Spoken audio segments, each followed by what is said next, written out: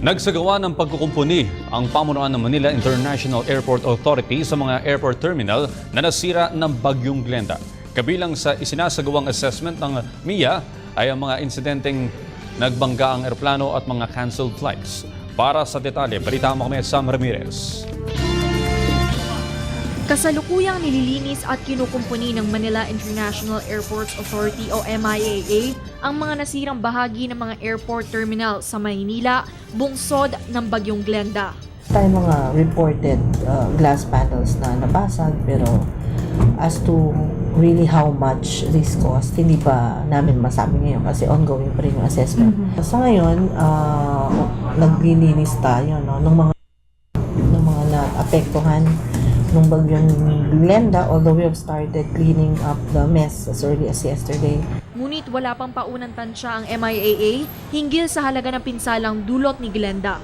Iniimbestigahan na rin ng Civil Aviation Authority of the Philippines ang dalawang plane incidents sa NAIA Terminal 1. Sa lakas kasi ng hangin, isang Singapore aircraft na nakapark sa rampa ng Terminal 1 ang bumangga sa air bridge kung saan tinamaan ang left wing ng nasabing aircraft. Habang isa ding Malaysian aircraft sa Terminal 1 na nakapark ang tumama sa isang bakal na hagdan dahilan upang mabutas ang harapan nito.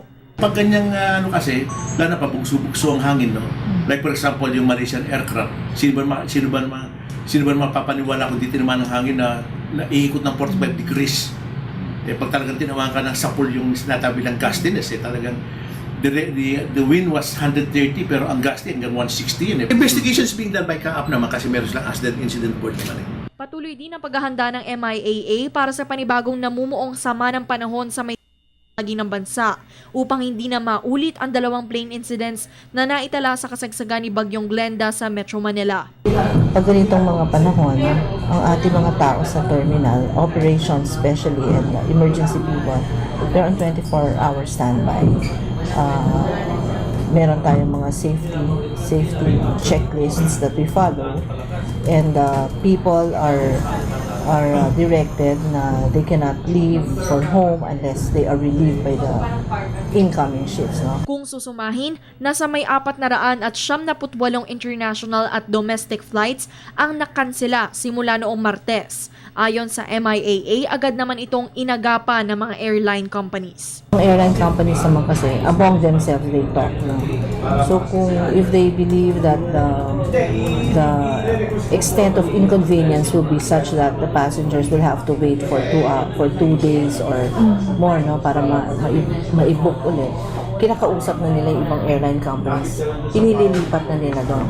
Payo ng MIAA mga pasahero, lalo na sa may mga biyaheng nakaschedule ngayong linggo, tumawag muna sa airline companies na pinagbilhan nila ng ticket o di kaya sa mga hotline numbers ng NAIA Terminals 1, 2, 3 at 4 upang malaman kung nakansela ang kanilang flight para iwas na din sa abala.